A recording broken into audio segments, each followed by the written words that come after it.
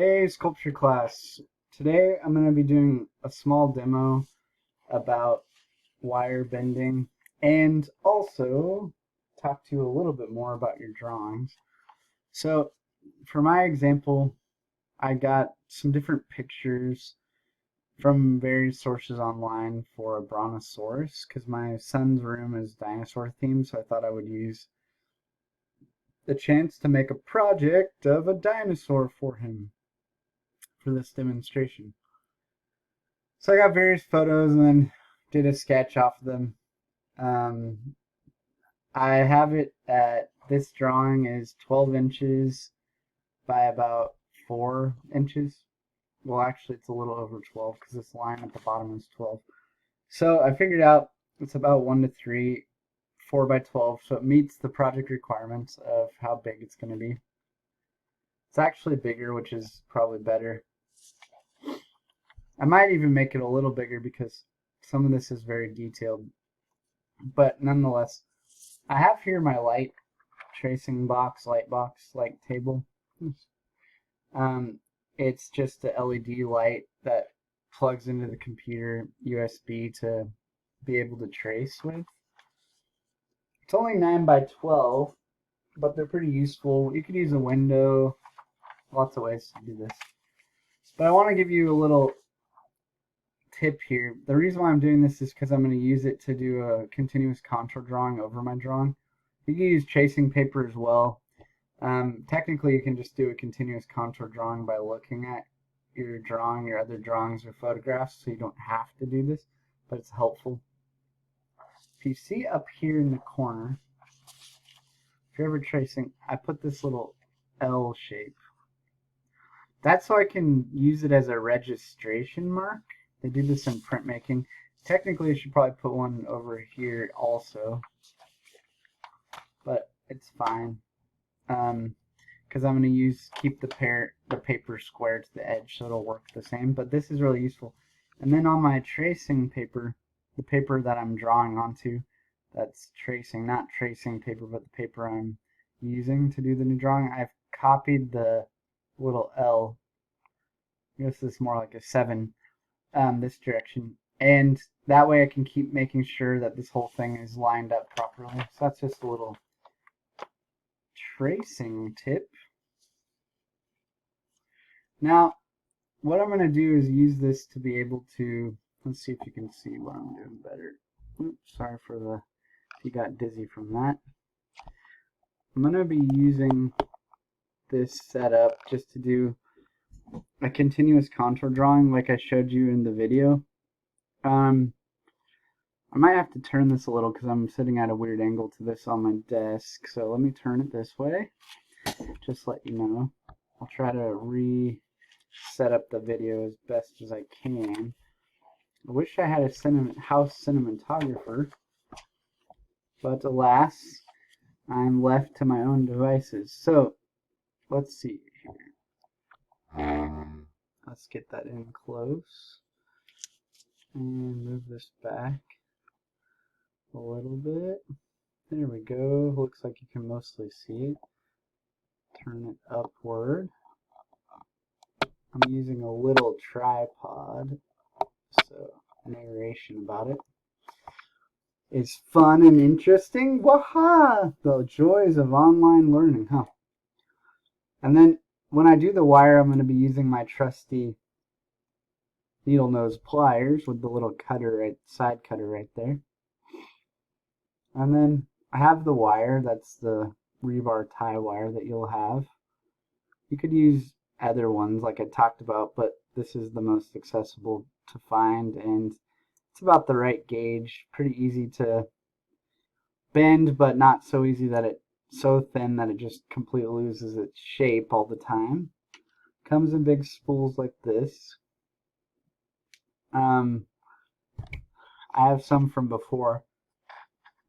Excuse me. So, little tip, if you can see, this is just a twist tie, like that's on bread sometimes or whatever. It's a nice way to hold them together once you kind of have them springing everywhere. But first to the drawing. line my paper up, check my little L up there, good to go. What is a continuous contour drawing, and why are we doing it?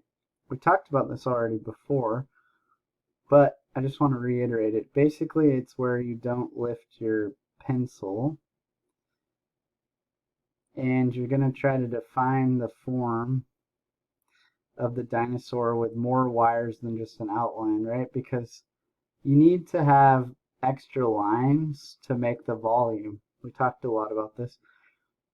And why are we not lifting our pencil is because you have wire that you're not going to be able to float out the forms like an eye in the middle of it somewhere over here without wire being connected to it. And so if you make yourself do it by not lifting your pencil, then you'll actually be working in a way with your drawing like you will have to work with the wire. And I'm making you do this because it'll help you think about what kind of design you want your wire to be, and think about how the wires are going to interact and create the form like a line, because the wire's like line, right? And as I'm doing it, I'm realizing I'm going to lift my pencil even though you're not supposed to, that I don't totally love the kind of mechanical tile feel that I'm getting. So I'm going to have to work through that in my next one and kind of see what I can get that might be better. I'm also realizing that the eye I wasn't able to get very easily. So I'm not sure if I really like the eye coming down like that. But it looks to be the only way I'm going to be able to do it. So I lifted my pencil, but when I did, if you do accidentally lift your pencil, go back to a line that you already have started and start from there and keep your pencil on the paper. Okay? So I'm thinking about defining the form, but also when I'm doing it, I want to get the natural changes of the planes of the dinosaur with different shapes. You're going to be like, what is he talking about? Well, in space, I know that the dinosaur would have, this froze up on me, so hold on one second. In space, I know that the dinosaur would have, this would be one sort of plane, the side of it, and this will be like the top. So I want to be aware of where things are shifting in space, because once I try to translate this drawing into 3D, these are going to be new planes of space to get it round like a leg.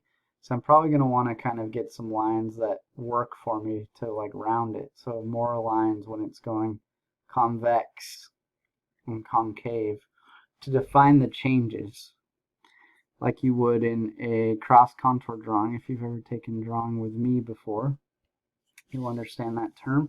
I'm not sure if other teachers talk about it, so I couldn't say, but a lot of them probably do. So I'm kind of just trying to define the form. I'd used my own drawing. You could do this over a photograph, but I don't really want you to copy a photograph exactly. Why? Because it ends up being not as interesting of a piece for you if you copy the photograph exactly. Make sure I'm still lined up here. I am. You can use them though, of course. That's great. So I just broke my rule. I didn't start where I was on something. Now I'm doing it. So I'm realizing for the tail, I'm not liking these little short little lines. I kind of want to have some that go this way because I want to give the feeling of the cylindrical quality to it. So I'm going to kind of go up there and start to work in some extra lines. And you're going to see that when you do this with wire, you're going to have to wrap the wires around each other to get them to stick. So it might be a good idea to even do that in your drawing to see how it's going to look.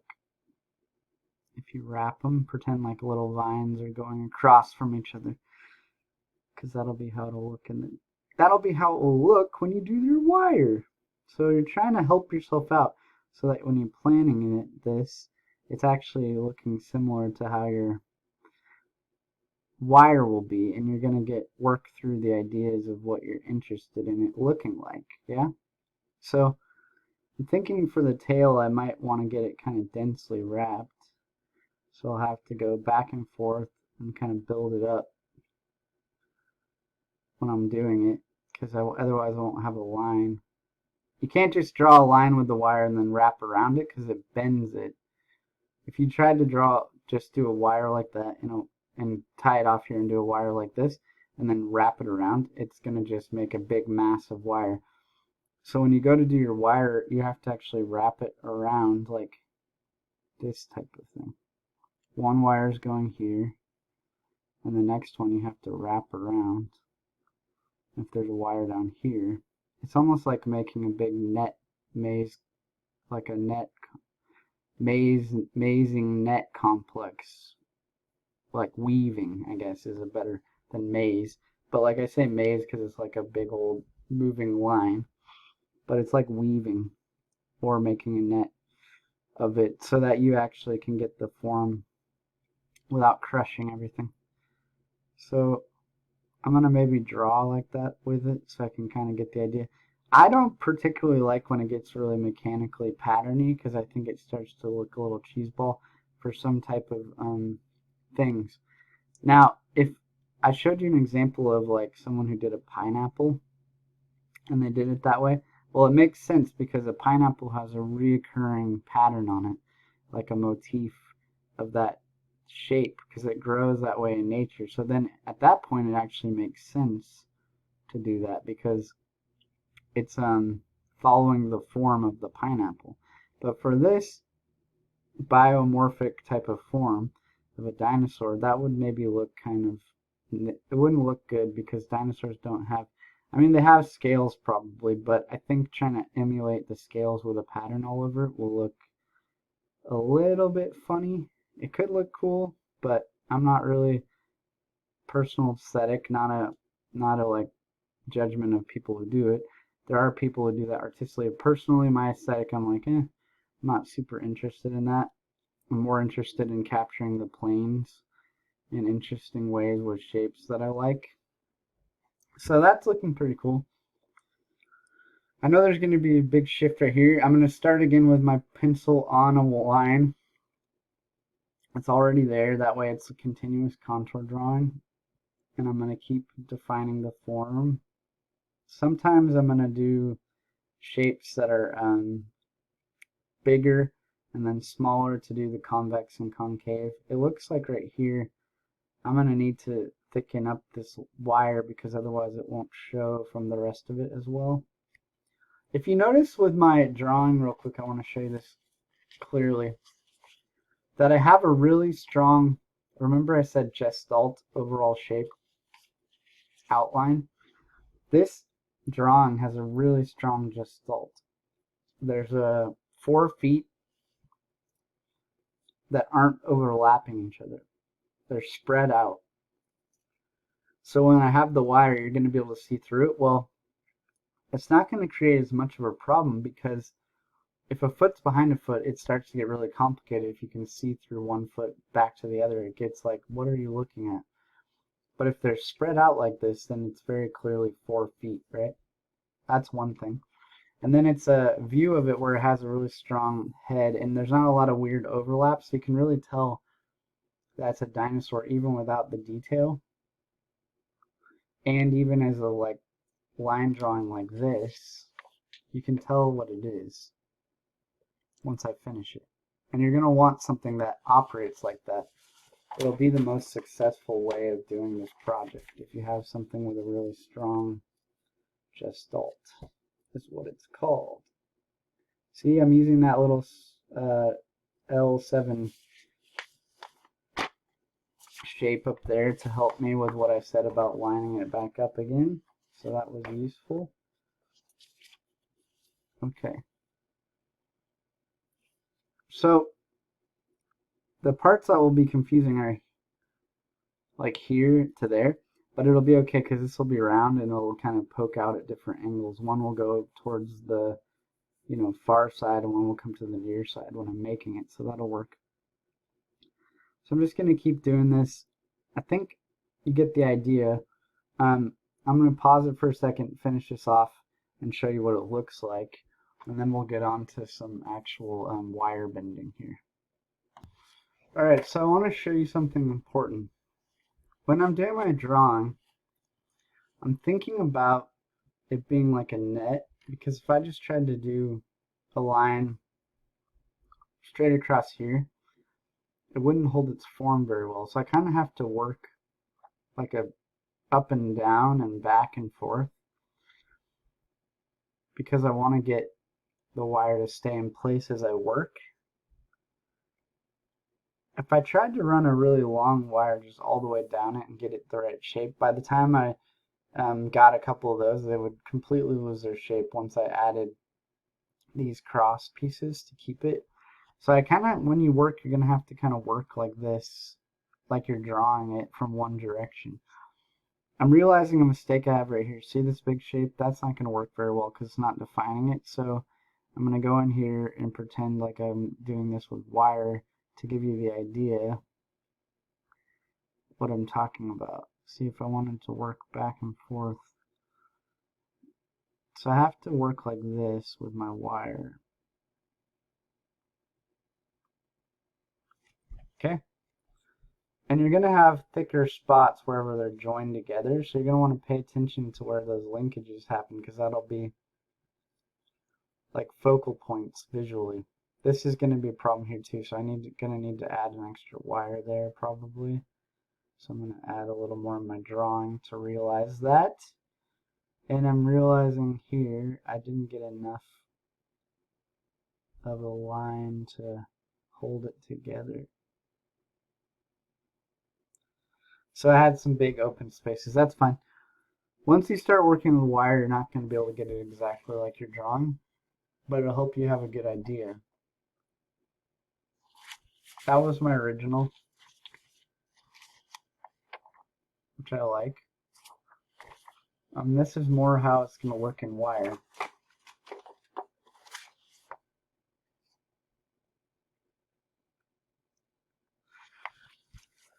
So I have my trusty pliers, I have some wire, and I want to show you one other thing that I have that if you get into wire sculpture you may want to buy. They're not too expensive, and wire sculpture in general isn't like crazily expensive, which is a nice reason to do it. It also really applies awesomely to things like welding. If you have like a wire model, wire sculpture, it works really well once you get rods of wire, like metal, and you're going to weld them together. So you can get commonalities in that, and it'll help you a lot think through ideas. If you want to get larger scale and more solid material, it's the same type of idea, so it's a good place to start. This is called a wire bending jig, and you can adjust these little pins and get rid of them and take them out, and get different amounts of space between them, which will allow you to do bigger and smaller kind of curves. See? And S shapes. So these are pretty cool. Pretty useful if you want to do a lot of different types of things like this. Then I would recommend thinking about buying one of these eventually if you get really into it. But you don't need this to do the project. It's just an optional thing if you get into this. Another thing I want to say to you is, if you get really into this, you could take a pattern like this one, or something that's even more geometric, and glue it down to a piece of wood, and then take and put nails in, like actual nails, thin ones, or screws, but nails work much better because they're thinner in diameter and also smooth at different points. And then you could take your wire, like people do this to make copper jewelry and things, and wrap it around the points, and it would be like a pattern to make something over and over again. I've had students who are into like making things with wire wrapping out of like silver wire or copper and brass and things. For Etsy, they sell stuff on there, so that's a way you could get into production of that type of thing and do more of it more quickly, I should say, to do a bunch of something. And so you would have a geometric shape, and then you would go wrapping between them. And then you would, adjust it and stuff, but it's a way to make pieces. So something to think about if you're into that sort of thing. Now, when you do your wire bending and start working on your sculpture, the 3D part of it, you need to keep your drawing out. Da da da! Why do you need to keep your drawing out, you ask? Someone's going to say, we're not in class. I can't answer out loud. People will think I'm strange. Go ahead and answer out loud anyway. I'm in my bedroom recording a video, so my kids are not in the background yelling as much as possible and talking out loud. So surely you can talk out loud to yourself too.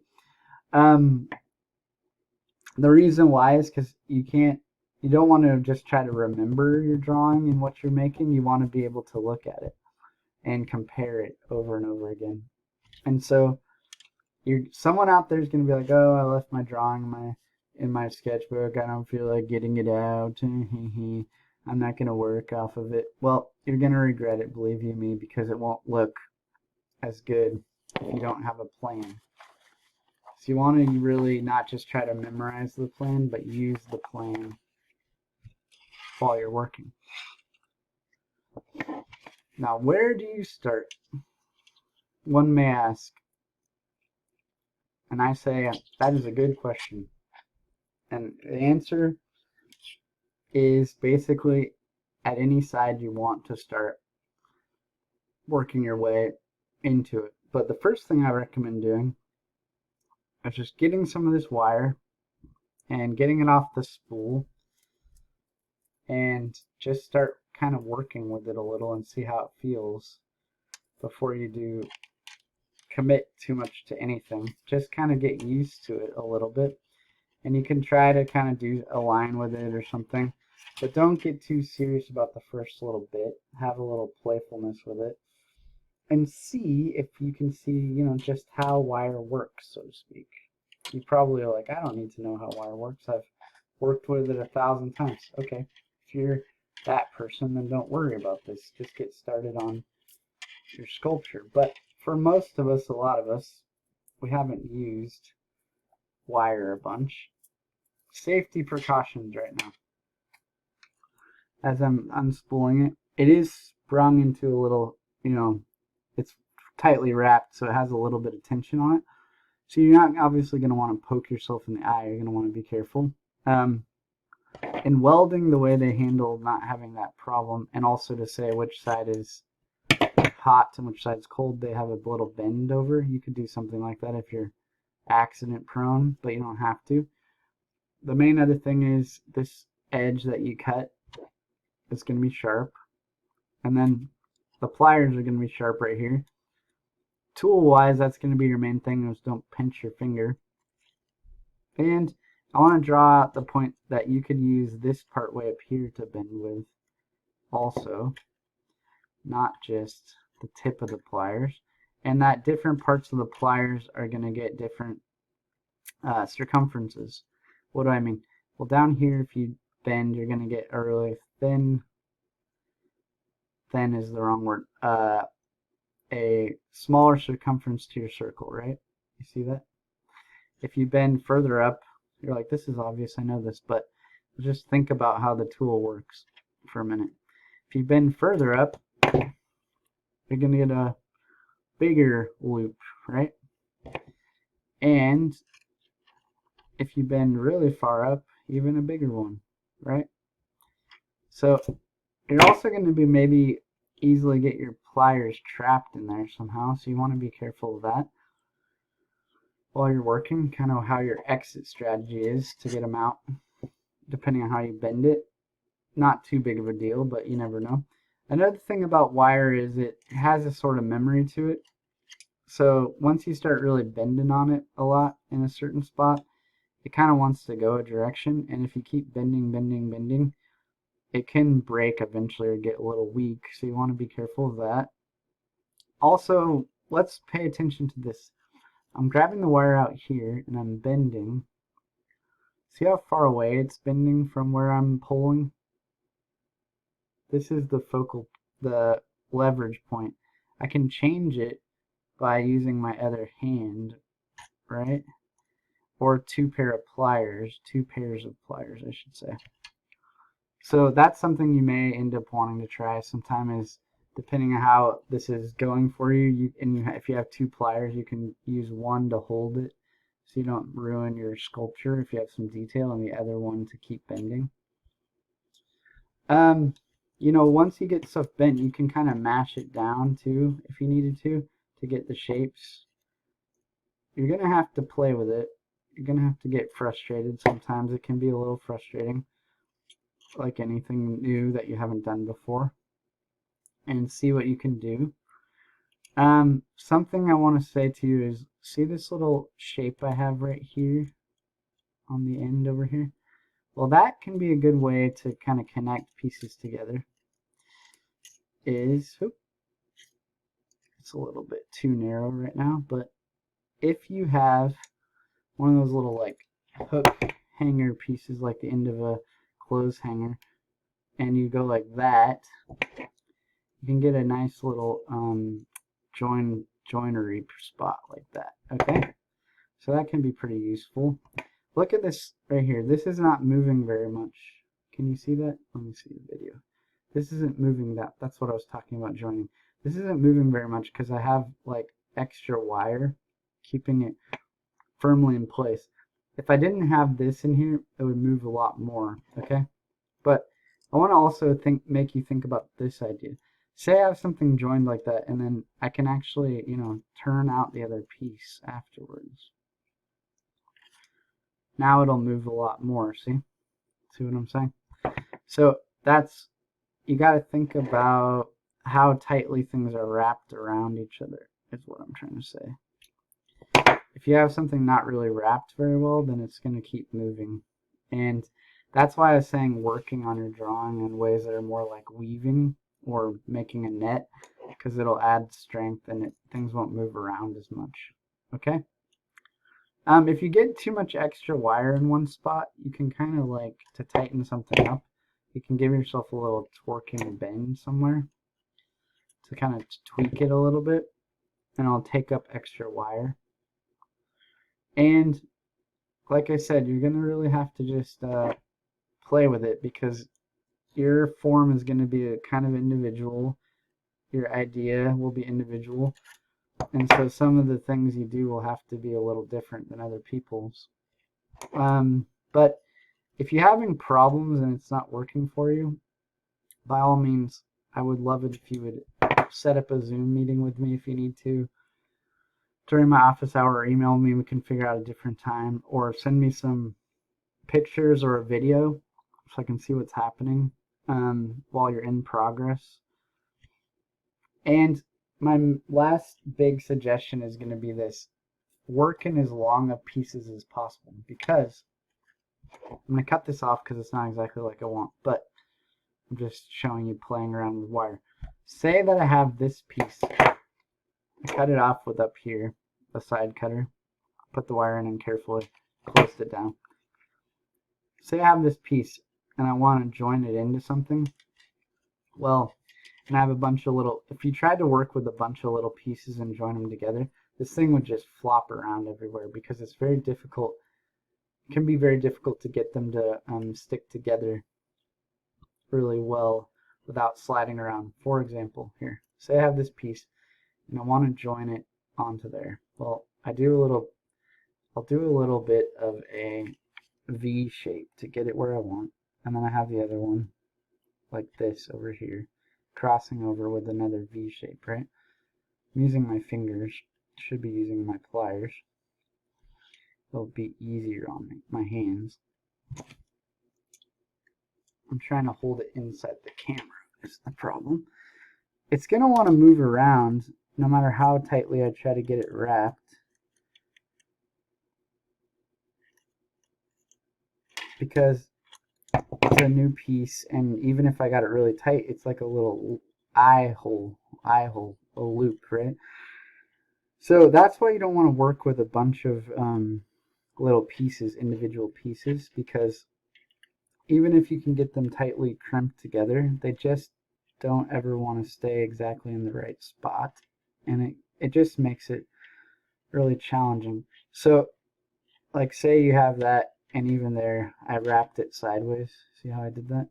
To try to join it. It's still going to move around on me a lot. And no matter how many times I try to keep wrapping it and tightening it, it's still going to have this problem of a joint that just doesn't want to stay in place until I get other wires connected to it. And even then, it would be difficult. So if you had your whole sculpture made up of little pieces you're moving around, then it would just fall into, it would kind of slouch all the time and move around on you and wouldn't keep its form. So you're not going to want to use a bunch of little pieces. You're going to want to try to do as much of it as possible with one continuous line.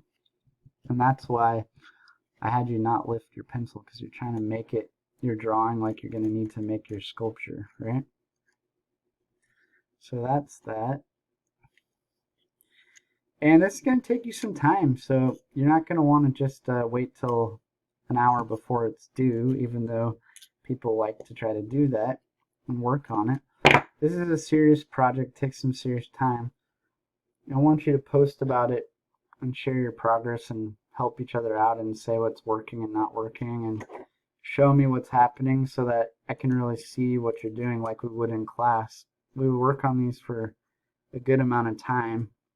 There's the lectures and the demos and all that, but then there's a huge amount of lab time in class too, because that's for working on your projects. Okay, so I want you guys to really consider what you're doing and craftsmanship on this type of thing, to do something that is well executed. See these little like hanging bits right here? If you have a bunch of these that are just like weird little loops hanging off and they don't look like they terminate, which means end in a spot that makes sense or is like thought through, then that's going to be poor craftsmanship, right? And so how do you fix that type of thing? Well, say I had this piece right here. It's kind of looking like, oh, there's no point to it. Well, I can turn it inward and try to wrap it a little bit more, right? And make it feel like it's meant to be there, which can be hard and mess up your sculpture.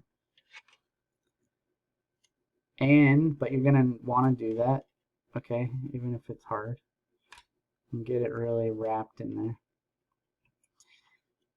Okay, or if you really need to, if something's sticking out funnily, you can cut it off extra and then wrap it, and then cut off close to it. That's the kind of thing that's going to make your sculpture look a lot better. Now, this is what I was talking about, these big joints that are going to be like focal points. Because whenever you start getting spots where a lot of wires are wrapping, like the big spots on your drawing, where I went back and added dots, because those will be parts that will stand out. Well, this is going to be the case with the wire as well, where there's wires joining together. That'll be like these dots. And it'll give you a big focal point. As you work, this is probably going to get bigger and bigger. I wasn't actually trying to make the brontosaurus with this. I was just showing you how the wire works. So I'm going to cut this off and just have this be the play scrap piece like I was talking to you about having. Okay? So I want you to do that, get some play going on, have a scrap piece, make sure you do your drawing, play the wire and see how it works, and then you can start to make your sculpture. And I would start at one end or the other and work your way like the net, doing as big of long pieces as possible. You should basically be able to do almost the whole thing with one continuous wire. You don't believe me, but it's true. I've seen hundreds of people do this over my years of teaching sculpture, and it's always been the case that most people can do this. You don't need to do a bunch of pieces you cut off and attach. If you do have a bunch of pieces like that, then you can glue some of if you have like one or two and you have to do it, you can glue them together. And there's something called, I don't have it with me, unfortunately. I don't know if I have any at home. JB Weld. JB Weld. It's for gluing metal together. That works really well. It can be kind of messy. It's a two-part epoxy, and you have to mix the two parts together. Read the directions. It's not safe to get all over your hands, and you don't want to breathe it in. So if you do want to use this, email me about it, and I'll give you more information as well. If I can find some, I'll try to show you a demonstration video. The other problem with it is that it doesn't dry right away, so you have to figure out a way to get the pieces together and then glue them. Which you can use tape to hold it together sometimes and things like that. So that's something that is available. If we were in class in person, we would have some of that. If you have things at home you can solder with, you can do that too, where you heat up silver solder and connect pieces of metal together. But I'm not going to demonstrate that. That would just be something I would let you do if you already know how to do it. I'm not demonstrating it because it's complex, and because I only want you to do it if you could do it safely. And if you already have it and know how to do it, then I'm sure you could do it safely. So that's just something I'd say you could do, but I'm not going to promote because I don't want to get into that realm with you unless you already know how to do it, basically. So if you really want to know about that more, I could help you with that too. Email me. But this is something that's available. But like I said, majority try to do one big wire. You don't want to have all these little pieces like I showed you because they want to move around. If you have one wire, it'll be a lot stronger. Alright? I'm going to post another video after this where I start doing the outline and the net of the dinosaur. So that you could see kind of that process too, but this one's getting a little long, so I don't want it to get too boring. Plus, talking to yourself in a room with a drawing and no one there, you can start to become a little bit monotone, so I'm sorry about that.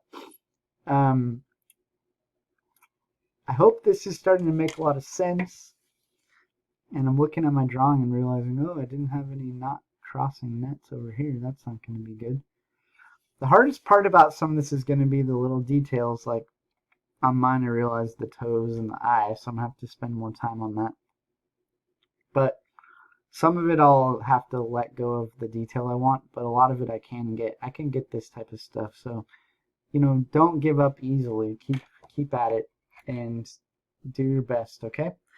But don't just say, oh, I did my best in 30 minutes, now I'm quitting. This is something that's going to take you a solid amount of time. You would have in class every week 6 hours of time in class. And so, you know, some lecture, but a lot of it is lab time. So you need to be spending a serious amount of time on these, the drawings, yes, and then also the sculptures. You need to spend a serious amount of time on it. So you have a serious amount of time to do this. You say, well, I'm not in class, I don't have the time. Well, you chose to take a class, you got the time, you got to make the time. So if you do poor craftsmanship and kind of halfway do this, then it'll reflect in your grade, just like you saw with the egg drop. I'm not, just because we're not there in person doesn't mean you can do bad workmanship and still get a great grade. Just to give you clarity on that, you know, if you do just barely meet the requirements, then that's 70%. You barely met the requirements. So it's not like just doing it is an A. You got to try to really creatively and interestingly accomplish this. And that means thinking through stuff, really trying, getting interesting forms, being creative, exploring the material, really giving a good effort, okay? So people have limitations in their life, I understand, and a lot of things going on in the world right now, but if you're going to be in school, which I'm happy you're all in class and it's exciting, then make sure you're giving yourself a decent, scheduling enough time to be able to accomplish this so that you don't end up in a situation where you're feeling overwhelmed and you don't have any help because it's last minute, okay? And with that, I want to say if you didn't get your last projects done yet, you can still always turn in late work up until the last week of finals week. So keep working on stuff, finish it up. All right, guys? I hope you're doing well out there and staying safe. There's a lot of craziness in the world with COVID. Wish I could be in class with you guys, but it's still good to be working with some sculptors and art majors. A lot of you are art majors, so that's exciting. Take care out there, and please post questions if you have them, and I'll do another video doing some more of the form. Okay?